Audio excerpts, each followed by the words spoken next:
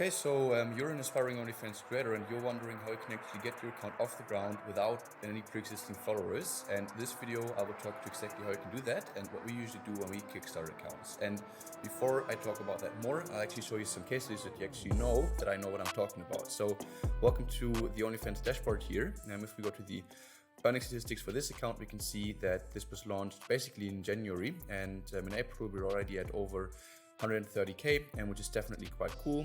Second account here, that one's also been launched, I think, right around the same time in November, and in March we already had the 65k milestone, and this month is also already at 41k already. So that just goes to show some proof points. And now let's actually talk about how we launch these accounts and how we can actually make sure that these accounts do make such amounts of money within just the first few months of actually being up and running. Now, basically in the beginning it does come back to primarily the fan acquisition, and then of course what you do on those accounts to actually monetize those fans.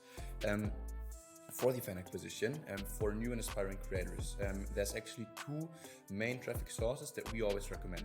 One of them is actually dating apps such as Tinder, Bumble. All of those apps can work very, very well, especially in the beginning and especially for newly aspiring creators. And there's actually a few reasons for that. Now, first, it's very easy to set up. Perhaps you already have an app like that and you've already been using it before. And if you just post a few more or less revealing pictures, nothing too much, nothing that goes against the TOS for those platforms, and then you simply add the link to your Instagram, or you actually spell out the Instagram handle that you have in the bio for each one of those platforms.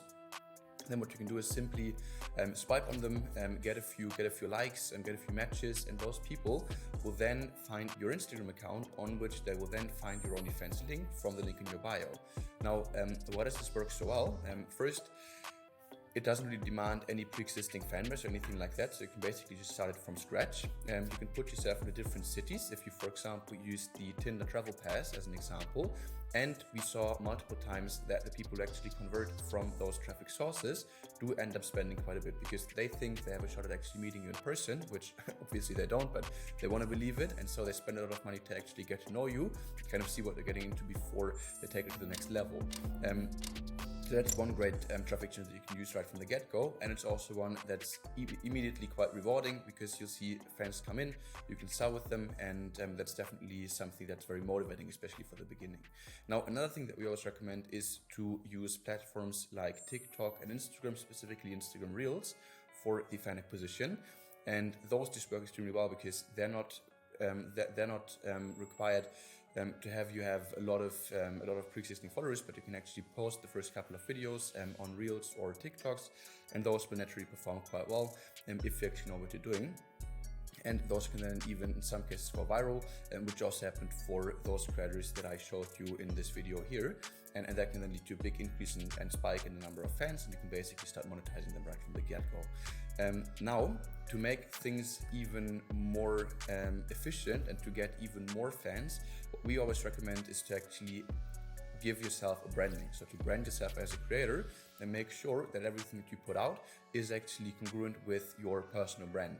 And that could involve certain aspects of your personality, that could involve your job. You could, for example, be a nurse, you could be a masseuse, or you could be a football fan, you could be all kinds of those things, and you could really be into anime, or a mixture of all those aspects. And if you have that, if that kind of shines through on your social media presences and on those platforms, then these videos tend to perform very, very well, and you're actually in a good position to be very memorable for people that watch them, and you'll get a lot of fans if you do that, because it's much better than simply being just a random creator out there, just posting mainstream TikToks, mainstream Instagram Reels. That's not really going to get you traction anymore at a time where the market is already quite crowded when it comes to those kinds of social media profiles. Now that's of course my first advice for the fan acquisition. And then we also need to talk about the OnlyFans account itself. So it's very important that the conversion rate from people that come across your social media presences to the OnlyFans account is actually quite high. And what we need for that is so-called social proof. So what we mean by social proof could, for example, be likes on your profile. It could be a number of pre-existing posts on the account, so that people actually know that they'll get something for the subscription price if you actually run a paid account, which we also usually recommend for new creators. And how you can actually boost that is by asking some of your friends, asking people in your network to actually go to your OnlyFans account, subscribe there, simply upload a few pictures. Could be the same picture right from the beginning. It's a little bit of a sneaky trick, but you could post the same picture 30 times, for example, then ask 5 of your friends to actually subscribe to your account, you give them a free trial link, and they can then like all of those pictures, which is going to give a lot of social proof to your account, because you'll have a lot of pre-existing likes, and people that come to your OnlyFans account and see that will think, okay, this is something that people, that other people than myself have already liked, they engage with it, and it's going to increase the conversion rates on your profile. Another thing that we also recommend for especially new creators is to set your account within the account settings to fully private, because what that does is it doesn't show the fans how many posts you already have on your account. And if that number is very low, for example, something below 20 or so, then the other way, if we didn't do that, would result in lower conversion rates, because they think, okay, I'm going to pay a subscription price for a premium account. Again, that's what we recommend.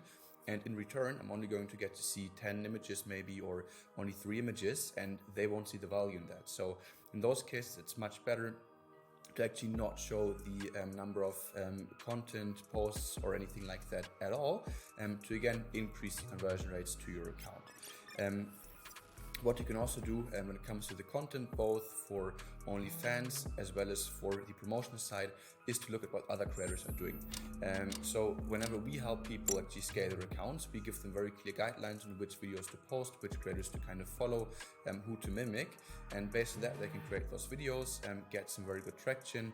And it also takes the guesswork out of what you want to put out in terms of the content, because if you know that this is already working well, then you can just double down on that trend, and basically you just work very, very efficiently, and you have a very high likelihood of actually going viral with some of the videos or some of the content that you'll be putting out. One of the things that we see quite often for creators who maybe started off on their own, they weren't actually in contact with an agency that did everything by themselves, is that they tend to get discouraged quite quickly.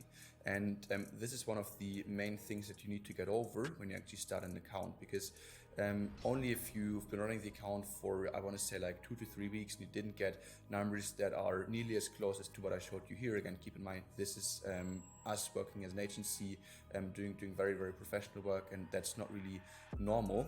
So you should expect to make a lot less if you start on your own, but if you do, still keep in mind that it's going to take a while to gain traction, it's going to take a while to get to know fans, it's going to take a while to refine your personal brand, and it's going to take a while to actually find out what kind of content is upsold the most in your profile, and to really be able to leverage that. So don't be discouraged if things don't go right exactly from the start, but rather take the time to take that as a lesson and take learnings away from it and kind of refine your account more and more. And that's going to allow you to really build a solid foundation for the future, on which you can then actually scale your account to much higher numbers than even what I showed you here.